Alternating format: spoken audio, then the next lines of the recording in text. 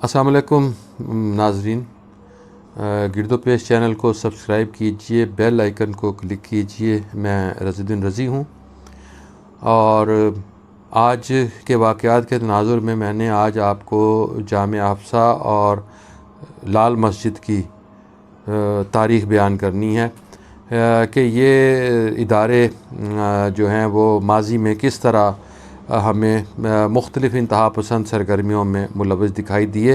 اور یہ بیان کرنے کی ضرورت اس لیے پیش آئی کہ آج آپ نے دیکھا کہ آج اسلام آباد میں دوبارہ ایک مرتبہ پھر طالبان کے پرچم لہرائے گئے جامعہ حفصہ پر، اور پھر مولانا عبدالعزیز صاحب کی ویڈیو بھی وائرل ہوئی، اور ان کی کچھ تصاویر سامنے آئیں جن میں وہ مسلح بیٹھے ہیں، گن تھامے ہوئے ہیں، اور وہ اسلحے کی نمائش کر رہے ہیں،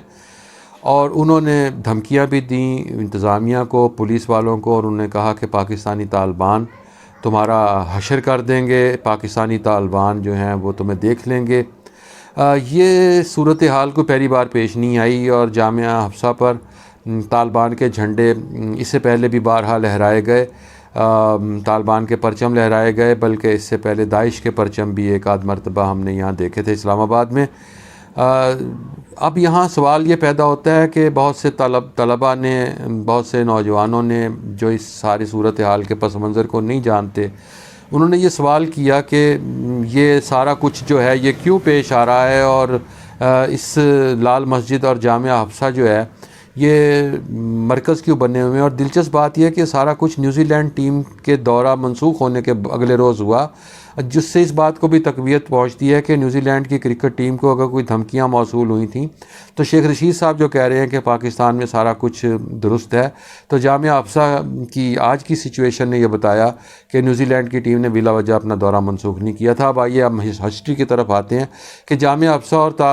اور لال مسجد کی تاریخ کیا ہے۔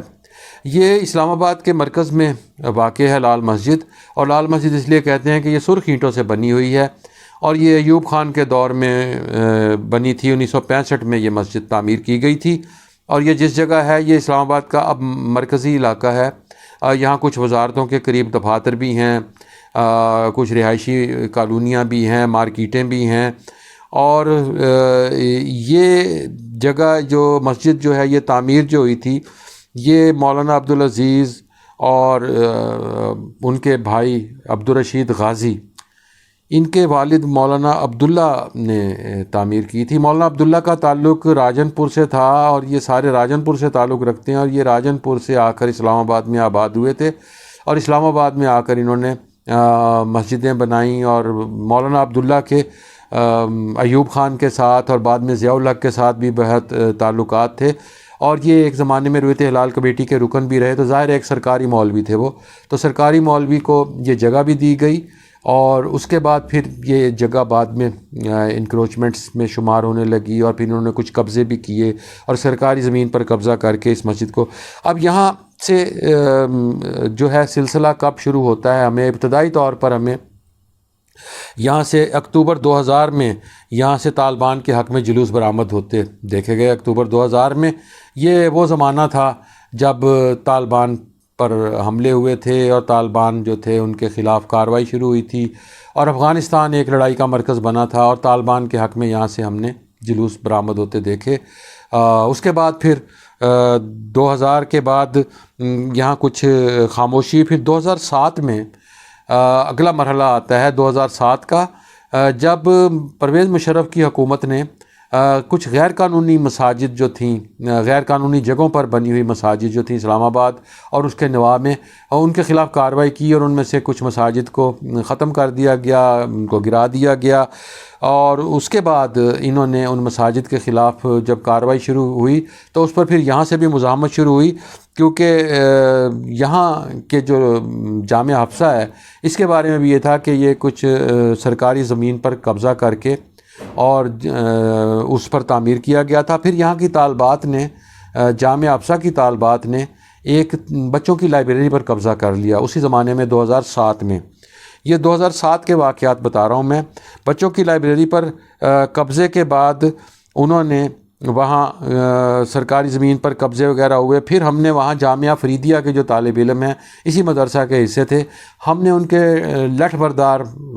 مارچ دیکھے. انہوں نے اسلام آباد میں ویڈیوز کی دکانوں پر حملے کیے, فحاشی ختم کرنے کے خلاف مہم چلائی اور لوگوں کے خلاف لوگوں کو کے لیے کاروبار کرنا, ویڈیو سینٹرز پر کاروبار کرنا وہ مشکل کا شکار ہو گیا.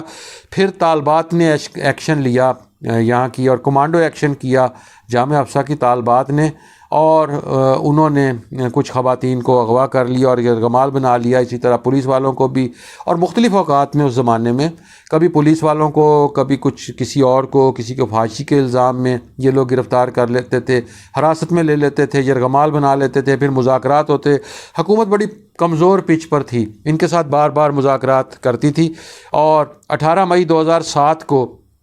انہوں نے پولیس والوں کو مسجد میں بند کر دیا. 23 جون 2007 جب آتا ہے, 23 جون 2007 کو مساج سینٹروں سے چینیوں کو اغوا کیا گیا اور ان پر پھانسی کا الزام عائد کیا گیا, اور انہیں اغوا کر کے اسی مسجد اور مدرسے میں یرغمال بنا لیا گیا. اور یہ چینیوں کو جس روز اغوا کیا گیا 23 جون 2007 کو, یہ وہ دن تھا جب ایک روز کے بعد اس وقت کے وزیر آفتاب شیرپاؤ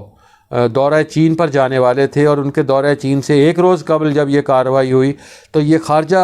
پالیسی کے حوالے سے بھی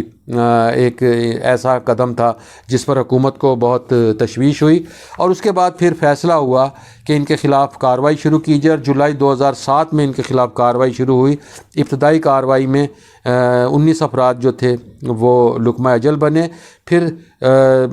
مولانا عبدالعزیز جو تھے انہوں نے پھر یہاں سے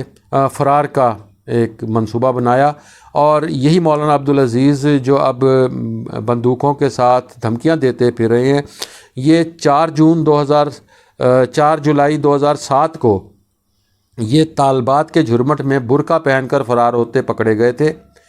اور یہ اس وقت پھر انہوں نے کہا تھا کہ جان بچانا جو ہے وہ ضروری ہے, اور میں نے یہ اسلام کے اور رسول پاک کے احکامات کے مطابق یہاں سے برقع پہن کر فرار ہونے کی کوشش کی. پھر یہاں 10 جولائی کو آپریشن شروع ہوا, اور وہاں پھر لوگ موت کا شکار ہونا شروع ہوئے. 8 فوجی بھی مارے گئے, 50 افراد مارے گئے. اس دوران آپریشن کے دوران حسان نے جب آپریشن شروع ہوا تو حسان ان کی اہلیہ انہوں نے 10 جولائی کو خود کو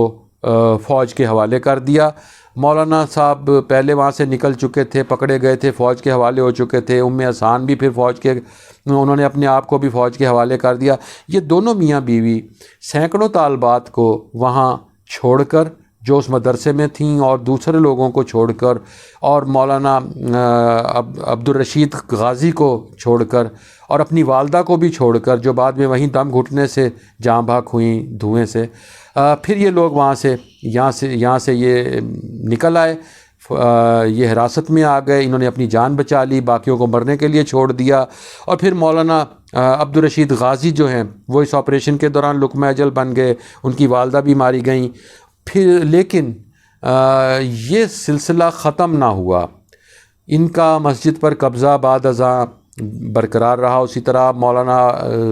عبدالرشید غازی کو راجن پور میں سپرد خاک کر دیا گیا. مولانا عبدالعزیز نے دوبارہ اس دوران سپریم کورٹ میں بھی یہ معاملہ زیر بحث رہا, اور سپریم کورٹ نے بھی یہ معاملات جو ہیں, اب جو سپریم کورٹ کے سٹینڈنگ احکامات ہیں, سپریم کورٹ نے کہا ہوا ہے کہ مسجد کا اور مدرسے کا نظر و نسق جو ہے یہ انتظامیہ کے حوالے کیا جائے. ان احکامات پر ظاہر ہے عمل درآمد نہیں کیا جا رہا, اور اسلام آباد کی انتظامیہ بار بار کبھی مذاکرات کرتی ہے, کبھی انہیں زمین دینے کی پیشکش کی جاتی ہے, کبھی انہیں ایک پورا سیکٹر ان کے حوالے کرنے کا معاہدہ کیا گیا تھا, جس پر پھر پاکستان پیپلز پارٹی کی جانب سے جب شور مچایا گیا. یہ گزشتہ 2 سال کے واقعات میں آپ کو بتا رہا ہوں کہ گزشتہ 2 سال کے دوران بھی بلیک میلنگ کا سلسلہ بھی جاری رہا. بارہا یہاں محاصرہ بھی ہوا, یہاں پولیس کے ناکے بھی لگے, یہاں مولانا عبدالعزیز کو خطاب سے روکا بھی گیا, لیکن انتظامیہ اب بھی اتنی بے بس ہے اور ہمیں اتنی مجبور دکھائی دیتی ہے کہ وہ تمام تر کوششوں کے باوجود اسلام آباد سے مولانا عبدالعزیز اور ان کے جو بھی اس مسجد کے اور مدرسے کے انتظامی امور رکھتے ہیں لوگ، ان کی کارروائیوں کو نہیں روک سکی۔ ایسے میں ہمیں سپریم کورٹ کے احکامات پر عمل درآمد ہوتا بھی دکھائی نہیں دیتا، حکومت کی رٹ بھی ہمیں بہت کمزور دکھائی دیتی ہے، شیخ رشید صاحب کے دعوے بھی ہمیں بالکل ایسے ہی بڑکیں ہی دکھائی دیتی ہیں، کیونکہ اسلام آباد دارالحکومت میں اگر کوئی مدرسہ یا مسجد دہشت گردی کے حوالے سے دنیا میں اپنی پہچان کروا رہا ہے اور انتہا پسندی کو فروغ دے رہا ہے تو وہ پورے پاکستان کے لیے لمحہ فکریہ ہے۔